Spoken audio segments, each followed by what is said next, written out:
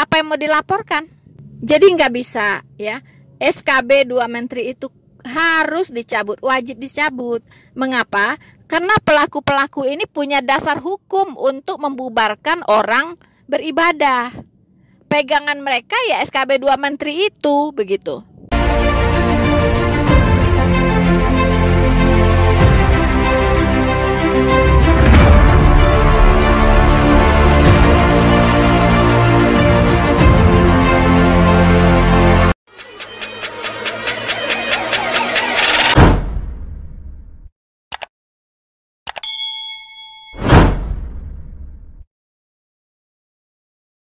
Shalom Maranatha, saudara-saudaraku dimanapun Anda berada, bertemu kembali dengan saya Rina Sorihin dalam channel Rina Menjawab.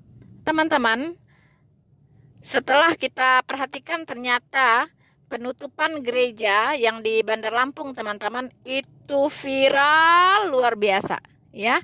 Banyak sekali yang memviralkan, teman-teman ya, baik di YouTube, di TikTok, di Facebook, luar biasa. Kenapa? Karena ini benar-benar sudah keterlaluan, teman-teman ya. Kalau kita buka di Google, tulis saja ya, penutupan gereja, banyak banget teman-teman ya, di berbagai tempat. Kalau kita perhatikan, kejadian ini sudah berlangsung sejak lama, teman-teman, dan sudah berulang-ulang kali terjadi lagi, teman-teman. Dan terjadinya bukan cuma di satu tempat, di dua tempat, tetapi di banyak tempat, teman-teman. Di berbagai tempat terjadi yang namanya penutupan gereja, terjadi yang namanya pembubaran orang-orang beribadah. Teman-teman, saya mendengar statement dari Menteri Agama kita, Gus Yakut ya. Barang siapa yang melakukan tindakan anarkis, penutupan gereja, pembubaran orang beribadah, silahkan dilaporkan kepada pemerintah setempat. Teman-teman, bagaimana mau melaporkan? Uang pemerintahnya sendiri yang tidak mengeluarkan izin untuk pendirian gereja. Apa yang mau dilaporkan? Jadi nggak bisa ya. SKB 2 Menteri itu harus dicabut, wajib dicabut. Mengapa? Karena pelaku-pelaku ini punya dasar hukum untuk membubarkan orang beribadah. Pegangan mereka ya SKB 2 Menteri itu, begitu. Kalau SKB 2 Menteri itu dicabut, itu mereka sudah tidak punya alasan untuk membubarkan orang beribadah. Kenapa saya bilang itu harus dicabut? Selalu saya suarakan, teman-teman, harus dicabut. Ya. Karena itu tidak diberlakukan secara adil. Itu hanya diberlakukan untuk pendirian rumah ibadah yang berupa gereja. Sementara untuk pendirian rumah ibadah yang lain, musola, masjid, itu tidak diberlakukan. Di situ persoalannya. Begitu. Dan kalau berharap umat Kristen memperlakukan umat Islam dengan hal yang sama, menutupin masjid, menutupin musola, itu kan impossible, tidak mungkin. Tidak mungkin mereka akan melakukan itu. Tidak mungkin melakukan hal yang sama. Walaupun masjid ada di mana-mana, musola ada di mana-mana, tidak mungkin. Karena pengajarannya yang berbeda. Umat Kristen tidak diajarkan untuk melakukan sesuatu yang melanggar hukum atau sesuatu yang diskriminatif. Tidak diajarkan seperti itu, teman-teman. Persoalannya SKB 2 Menteri itu tidak diterapkan secara menyeluruh untuk semua kalangan. Tidak, hanya untuk kalangan umat Kristen saja. Kalau tidak percaya, silakan Menteri Agama ya untuk melakukan survei atau sidak ya. Tolong diperiksa semua masjid dan musola ada tidak izin pendiriannya, ada tidak ya. Nah, lebih baik lagi yang melakukan sidak itu, yang memeriksa itu ya di lapangan, itu jangan orang muslim, dibuat silang. Orang-orang muslim memeriksa gereja, Ya, akta pendiriannya, surat izin pendiriannya dan sebagainya, timnya dari Muslim.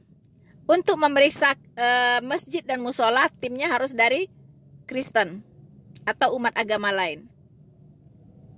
Oke nggak seperti itu? Mari kita buktikan. Dan nanti kalau ternyata ada masjid-masjid tidak memiliki izin pendirian rumah ibadah, baik IMB dan sebagainya, itu harus ditutup masjidnya. Harus digembok. Tidak boleh beroperasi. Ya. Tidak boleh beroperasi. Oke nggak? Setuju nggak Pak Menteri seperti itu? Ya. Silahkan begitu. Kalau masih memang mau diterapkan, masih mau dipakai SKB 2 Menteri itu, silahkan dipakai secara menyeluruh. Rumah-rumah ibadah yang lain pun itu harus diperiksa izin pendiriannya, izin operasinya, harus diperiksa. Begitu. Silahkan. Nah, kemudian saya mendengar lagi ada komentar seperti ini. Masalahnya bukan di SKB 2 menterinya, tapi di pengajaran-pengajarannya. Bukan seperti itu, bukan. Saya katakan SKB 2 menteri itu adalah biang keroknya.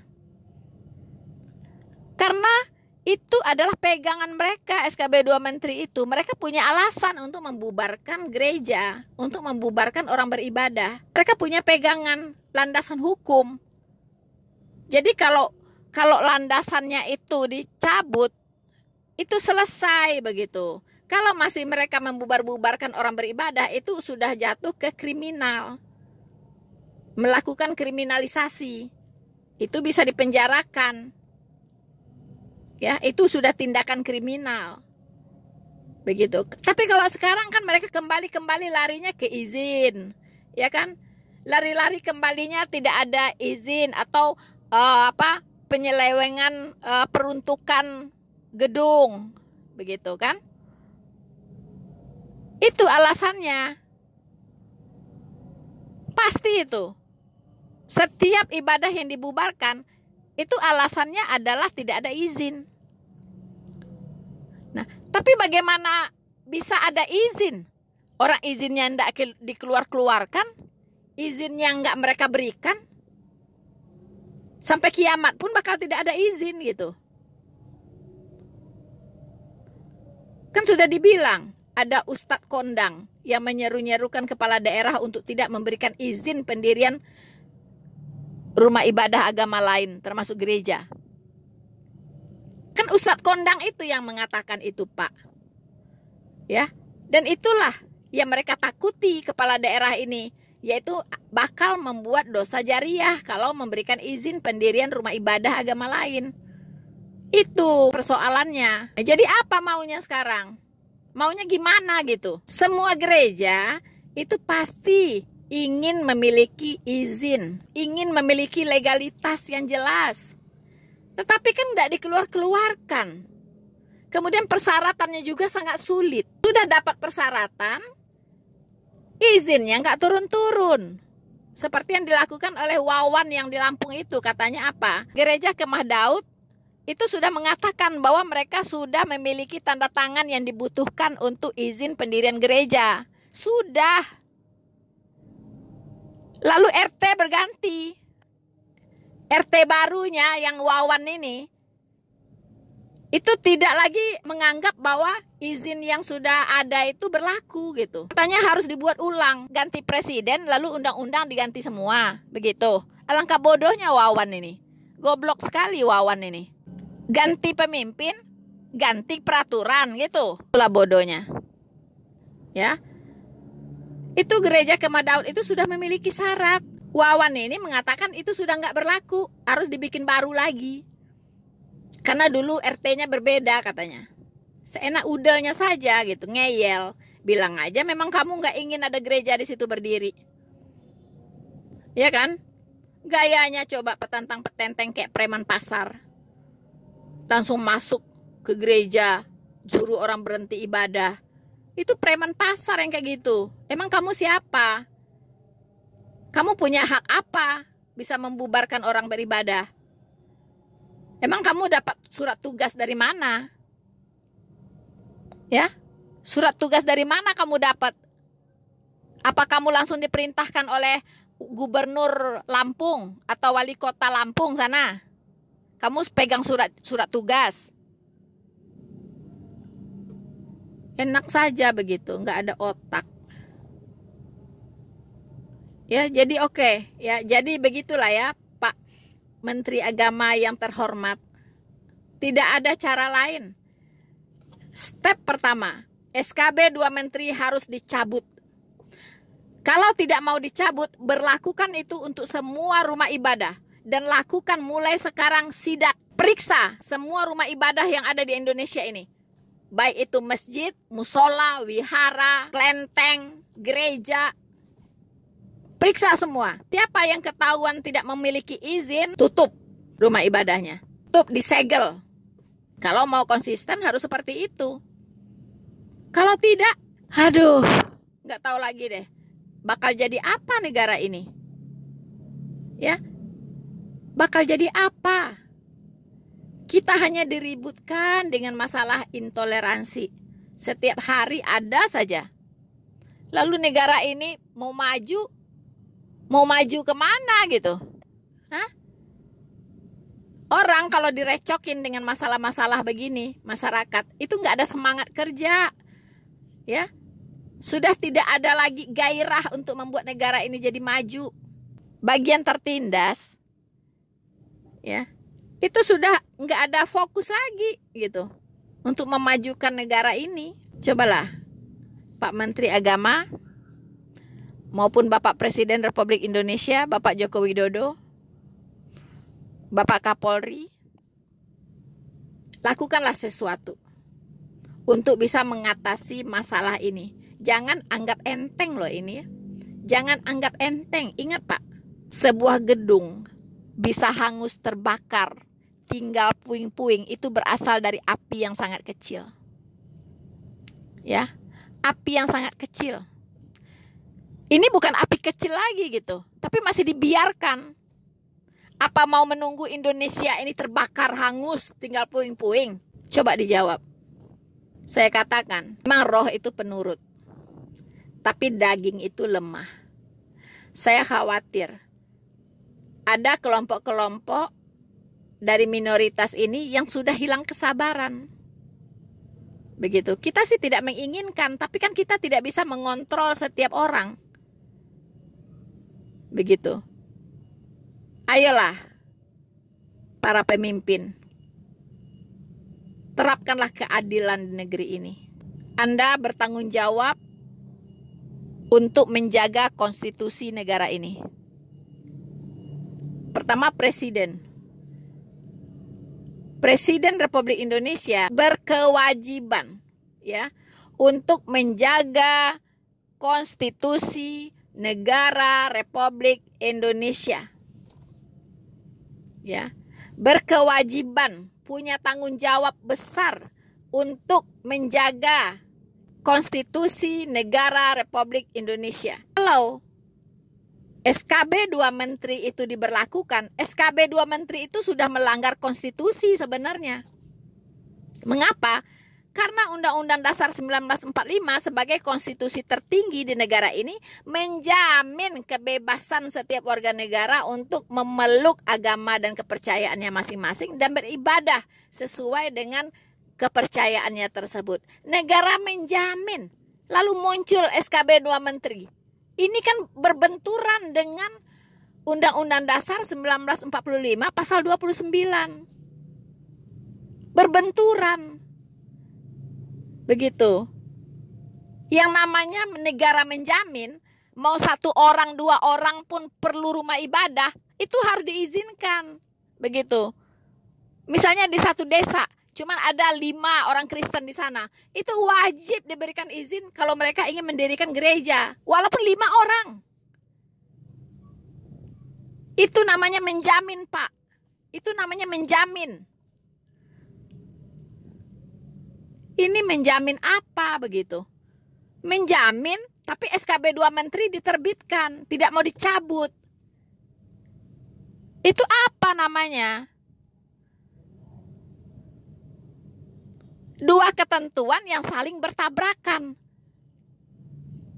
Dan Pak Presiden sendiri kan sudah mengatakan bahwa kesepakatan maupun peraturan-peraturan daerah atau apapun itu tidak boleh melangkahi konstitusi negara. Karena konstitusi negara itu, Undang-Undang Dasar 1945 itu adalah konstitusi tertinggi di negara ini.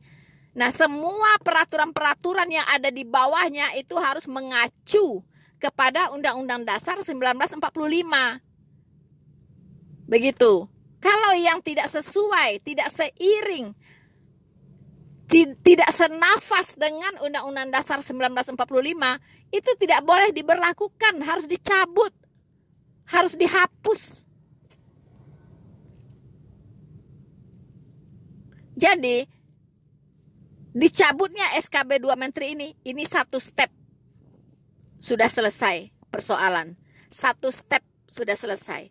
Baru yang kedua nanti menertibkan para ustadz-ustadz itu, ya, yang berceramah di mana-mana, ya, yang membuat masyarakat ini jadi radikal. Yang suka menjelek-jelekkan agama lain, yang suka memfitnah agama lain, yang suka menafsirkan pengajaran-pengajaran dari kitab agama lain dan ngawur semuanya. Itu harus ditertibkan. Saya setuju dulu ketika ada wacana untuk harus disertifikasi. Ustadz-ustadz ini harus disertifikasi, ya, diberikan pendidikan pengarahan, diberikan aturan mainnya. Bagaimana kode etik dalam mereka berceramah? Apa hal-hal yang harus diperhatikan? Itu harus ada, begitu. Ya, jadi nggak bisa sembarangan berkhotbah. Karena apa? Karena akan mengancam desintegrasi bangsa. Kalau ujaran-ujaran kebencian di luar sana dikobar-kobarkan, ya, di mana-mana. Saya kira itu saja yang bisa saya sampaikan untuk menanggapi opini-opini yang berkembang, ya, yang sangat viral tentang penutupan gereja di Bandar Lampung. Dan bukan itu saja, sudah banyak, sudah ratusan gereja yang dibubarkan, yang ditutup, yang tidak dapat izin, sudah tidak terhitung. Ya, sekarang tinggal kepada pemerintah. Anda mau keluarkan izin atau tidak, itu saja persoalannya. Semua gereja pasti mau punya izin. Semua gereja pasti mau punya legalitas. Pertanyaannya, pemerintah daerahnya mau tidak mengeluarkan izin itu? Itu saja persoalannya.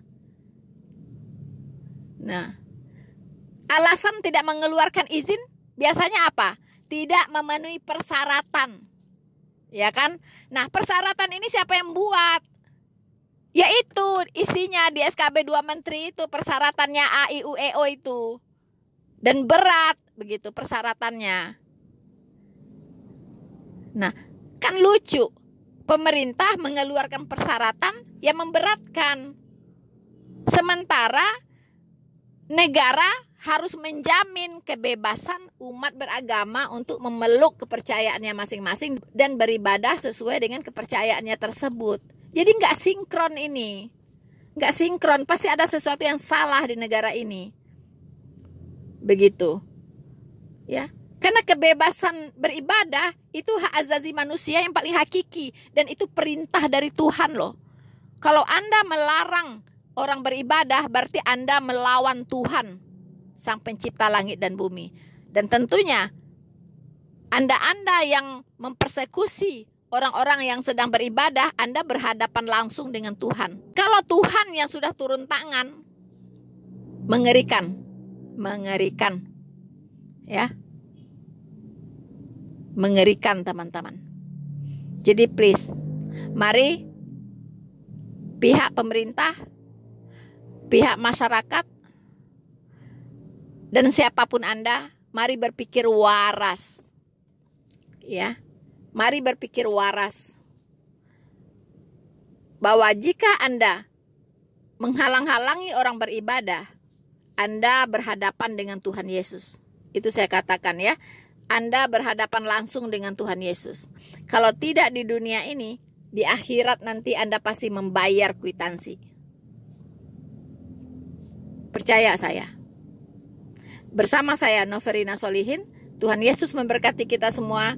Maranatha.